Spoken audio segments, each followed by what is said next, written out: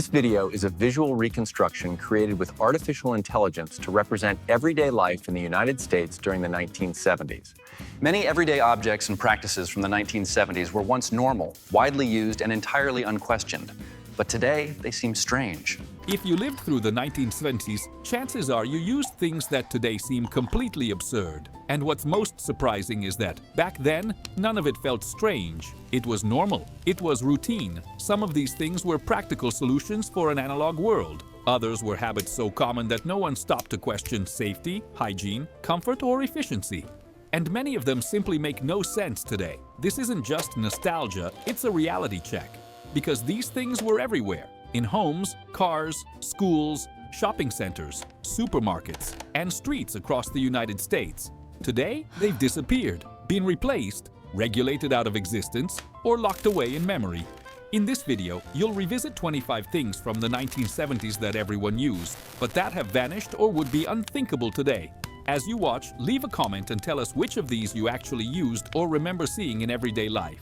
Inside the home, the 1970s were filled with solutions that reveal just how different daily life once was. American homes of that era were built around permanence, not constant upgrades. Objects were large, heavy, and designed to last, because efficiency, minimalism, and space optimization were not yet priorities. Ashtrays were one of the most common household items. They sat on coffee tables, side tables, kitchen counters, next to the television, and even in bedrooms. Smoking indoors was socially accepted and deeply integrated into domestic life. Homes were designed around that reality, complete with decorative ashtrays and table lighters that today feel completely out of place. Wall-mounted telephones with long, tangled cords defined communication. Conversations happened in specific spots, often within earshot of others. Privacy was limited, and the rhythm of life revolved around answering the phone when it rang. Nearby, a thick phone book was always within reach, because information didn't live in your pocket. It lived on paper. Television sets were massive pieces of furniture, often housed in wooden consoles. The screens were small, the image quality was limited, and static was common. Yet the TV was the heart of the living room. Families gathered around it every evening for news, variety shows, sports, and shared moments. Stereo systems with turntables, radio tuners, and large speakers often occupied just as much space, reinforcing the idea that entertainment was physical and stationary. Carpeting extended far beyond living rooms. In many homes, it appeared in hallways, dining areas, and places that today feel impractical. Comfort and visual warmth mattered more than ease of cleaning. Heavy curtains, patterned wallpaper, and wood-paneled walls created interiors that felt enclosed, insulated, and distinctly of their time. In the kitchen, appliances were functional but loud and bulky. Coffee percolators, electric can openers, carving knives, mixers, and blenders all came with strong motors and little concern for noise or safety features. Fans rattled and spun without protective guards, becoming part of the background sound of daily life. Plastic containers, aluminum trays, fondue sets, and specialized cookware-filled cabinets, often purchased through catalogs or home sales gatherings. Homes had a constant soundtrack, ticking wall clocks, humming refrigerators, buzzing lights, and televisions filled with static. In the 1970s, this wasn't considered disruptive. It was simply what a home sounded like. Today, it feels overwhelming. Back then, it was normal. And outside the home, the contrast with modern life becomes even clearer. Daily life in the 1970s was shaped by a world without portable technology, without instant communication, and without the expectation that everything should happen immediately. People planned ahead, waited longer, and handled most things face-to-face. Children spent long hours outside with little direct supervision. Riding bikes, walking to friends' houses, playing in parks, and returning home at dusk was common in many American neighborhoods. This independence wasn't seen as neglect. It was seen as part of growing up. Communities functioned as informal safety nets, and risk was perceived differently. Communication was slower and more deliberate. Phone calls cost money and were often brief. Messages were written down on paper. Missing a call could mean missing an opportunity.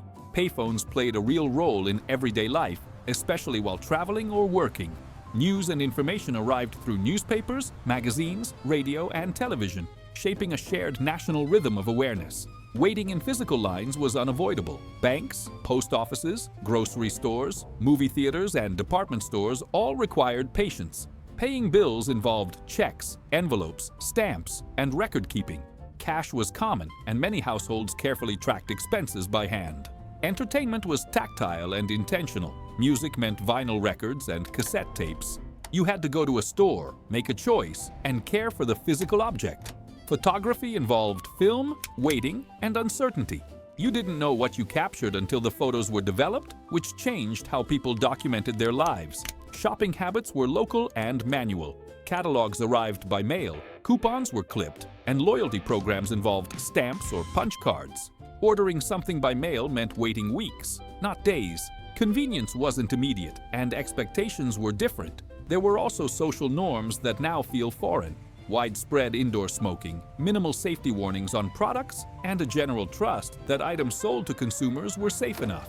It wasn't better or worse. It was simply a different system with different assumptions. And when that same mindset followed people into their cars, the contrast becomes even more striking.